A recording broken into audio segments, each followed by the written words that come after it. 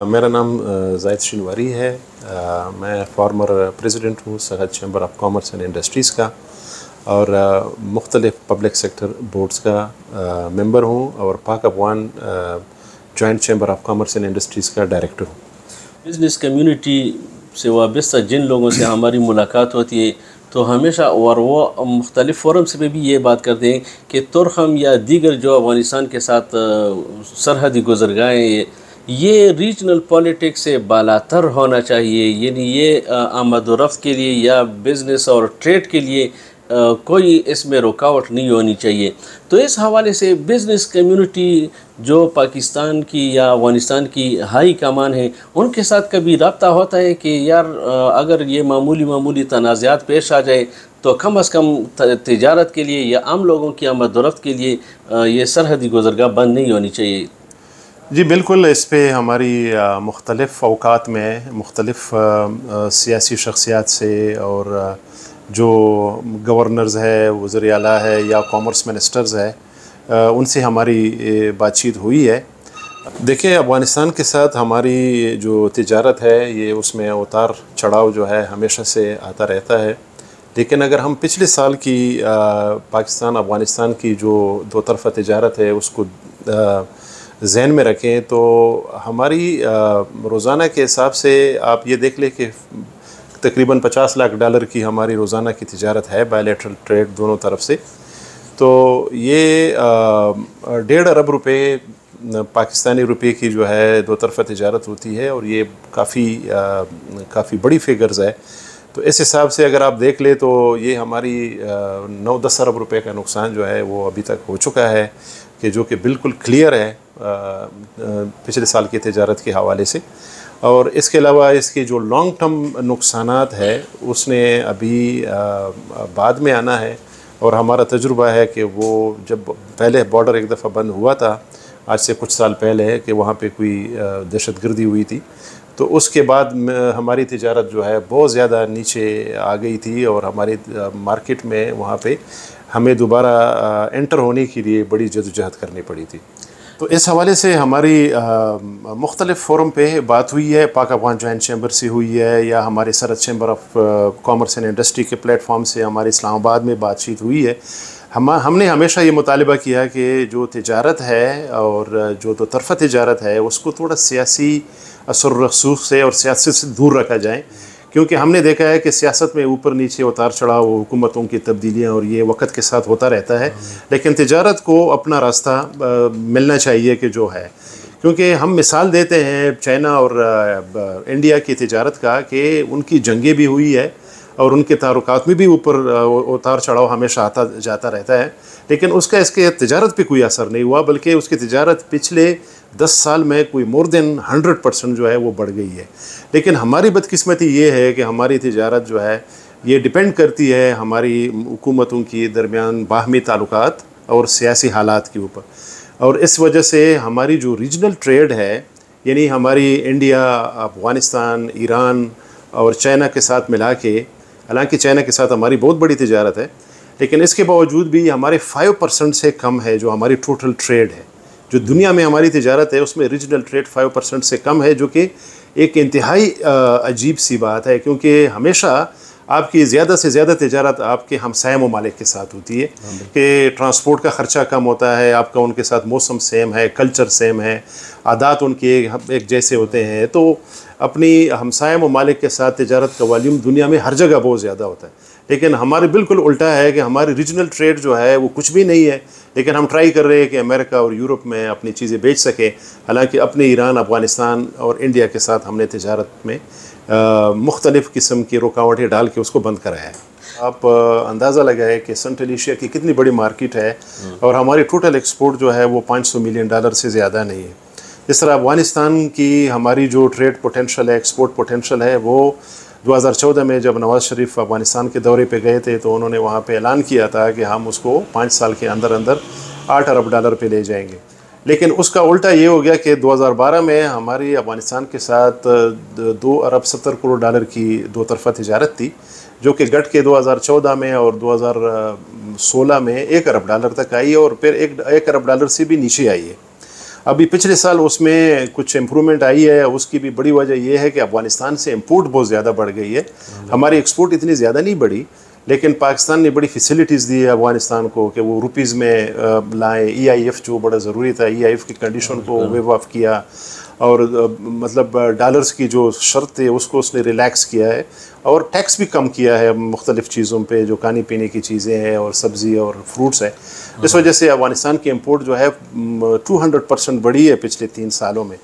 लेकिन फिर भी मैं ये कहता हूँ कि देखिए, हमारी अगर मलेशिया के साथ अभी हुकूमत फ्री ट्रेड एग्रीमेंट करके आए हैं, तुर्की के साथ हमारा हो रहा है, मलेशिया के साथ हो चुका है, चाइना के साथ हमारा 10 साल पहले हो चुका है, लेकिन एक हमसाया मुल्क अफ़गानिस्तान है या ईरान है, उनके साथ अभी तक हमारा कोई फ्री ट्रेड एग्रीमेंट नहीं है। हालांकि हमारा ट्रेड सरप्लस है उनके पास, और इस साल भी अफ़गानिस्तान के 200% एक्सपोर्ट पाकिस्तान को बढ़ने के बावजूद हमारी जो एक्सपोर्ट्स है वो 963 मिलियन है, और उनका कोई 890 मिलियन है। यानी अभी भी हमारी एक्सपोर्ट जो है अफ़गानिस्तान से ज़्यादा है, इंपोर्ट कम है और ट्रेड सरप्लस है। लेकिन ना उनके साथ हमारा प्रेफरेंशियल ट्रेड एग्रीमेंट है, ना हमारा उनके साथ कोई फ्री ट्रेड एग्रीमेंट है। तो ये बड़ी अफसोस की बात है कि इस तरह ममालिक के साथ हमारी ये इस तरह के एग्रीमेंट्स क्यों नहीं। देखिए, इसमें मैं समझता हूँ कि हमारी पॉलिसी इशू है ये, और हमारी हुकूमत की तरजीहात का मसला है कि हमारी हुकूमत की तरजीहात जो है उसमें ना मईशियत होती है, ना इंपोर्ट और ना एक्सपोर्ट होती है, और ना लोगों को रोज़गार देना और लोगों को इज़्ज़त से अपना रिज़्क़ कमाने का मौका जो है देने की बात होती है। तो असल मसला हमारी तरजीहात की है। हुकूमत पाकिस्तान की ये जो मौजूदा हमारी इंपोर्ट एक्सपोर्ट पॉलिसी है, उसमें खुसूसी तौर पे कुछ इस तरह के शराइत डाले गए हैं कि जिससे आप एक आज़ादाना तिजारत अफ़गानिस्तान के साथ ना कर सके। उसकी मैं मिसाल देता हूँ आपको कि आपकी जो घी की एक्सपोर्ट है, अफ़गानिस्तान में घी की इतनी फैक्ट्रियाँ नहीं है, और जो कुकिंग ऑयल है उसकी ऊपर कोटा लगाया है पाकिस्तान ने कि आप 3 महीने में 1000 टन से ज़्यादा एक्सपोर्ट नहीं कर सकते। तो अब ये कोटा क्यों है, इसका जवाब आपको नहीं मिलेगा। इसके अलावा जो मैन्युफैक्चरिंग बांड से अगर आप एक्सपोर्ट करना चाहें पाकिस्तान से, तो उस पर आपको टैक्स जो रिबेट है वो आपको नहीं मिलेगा। इस तरह DTRE में भी उन्होंने मुख्तलिफ़ शराइत डाली है।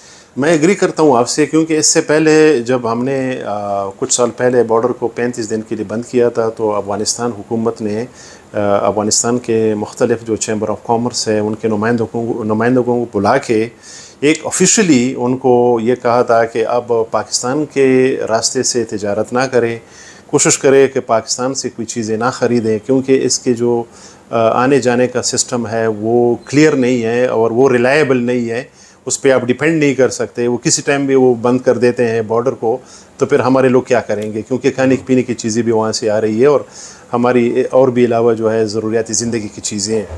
तो उस वजह से हमारी एक्सपोर्ट अफ़गानिस्तान को बहुत कम हुई है, और हमारी प्रोडक्ट को रिप्लेस किया ईरान ने बड़ी तेज़ी से।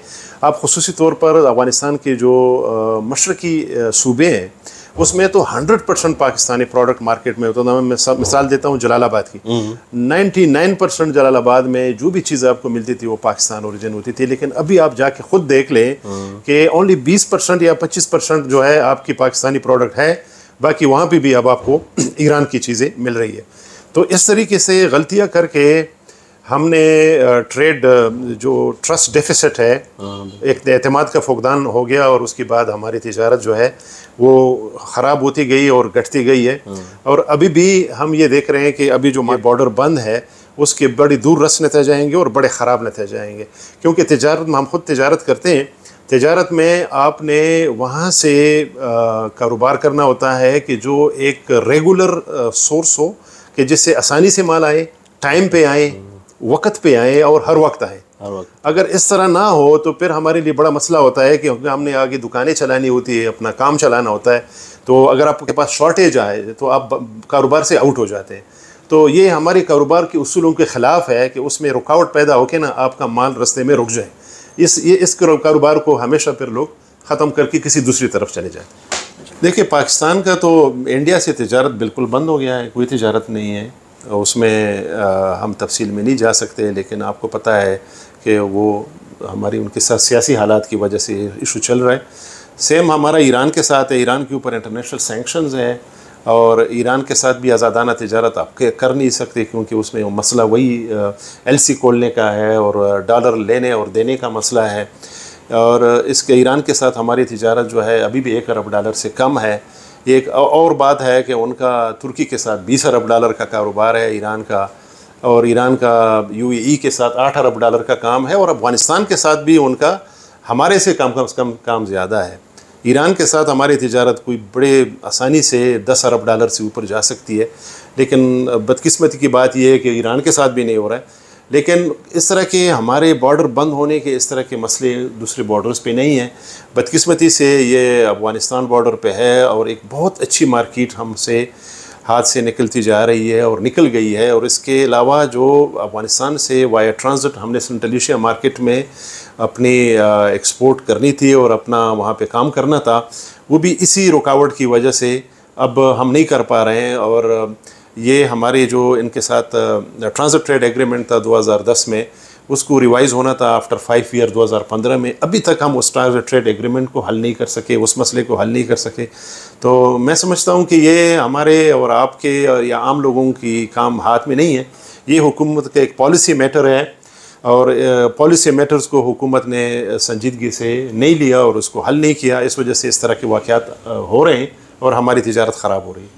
देखिए, पहले तो हमारी हुकूमत को बड़ी संजीदगी से मुज़ाकरात करने चाहिए कि जो हमारा उनके साथ केस पड़ा हुआ है वो है प्रेफरेंशियल ट्रेड एग्रीमेंट का। तो वो प्रेफरेंशियल ट्रेड एग्रीमेंट के बगैर फ्री ट्रेड एग्रीमेंट नहीं हो सकता। ये कानून है कि पहले वो होता है तो फिर ये पहले वो तो रिस्पॉन्ड करे ना। अभी तक हम समझ रहे थे कि शायद अफ़गानिस्तान में हमारी फ्रेंडली हुकूमत नहीं है, लेकिन 2-3 साल से जो मौजूदा हुकूमत आई है, तो उसके बाद उसमें क्या रुकावट है कि हमारी उनके साथ ये फ्री ट्रेड एग्रीमेंट नहीं होता। उससे हम समझते हैं कि हमारी उनके साथ कारोबार बहुत ज़्यादा बढ़ जाएगी। इसके अलावा एक टैरिफ रैशनलाइजेशन का एक इशू था कि जो स्मगलिंग है उसकी वजह यह है कि हमारे टैरिफ में बहुत ज़्यादा तफावत है और डिफिसिट है। तो उसको ठीक करने के लिए दो तरफ़ा मुज़ाकरात होने चाहिए, और वो मुज़ाकरात भी नहीं हो रहे।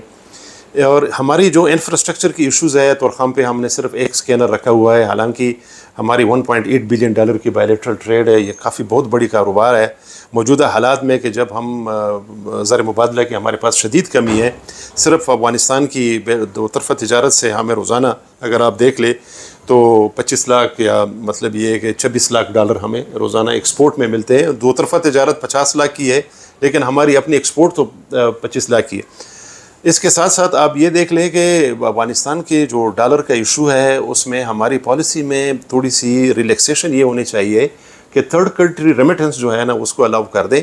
अगर एक अफ़गानी तुर्की में बैठा हुआ है या वो दुबई में बैठा हुआ है और वहाँ से पाकिस्तान को रेमिटेंस करता है और उसके अगेंस्ट वो पाकिस्तान से माल ख़रीदता है, तो हमारी पॉलिसी में ये चीज़ अलाउ होनी चाहिए।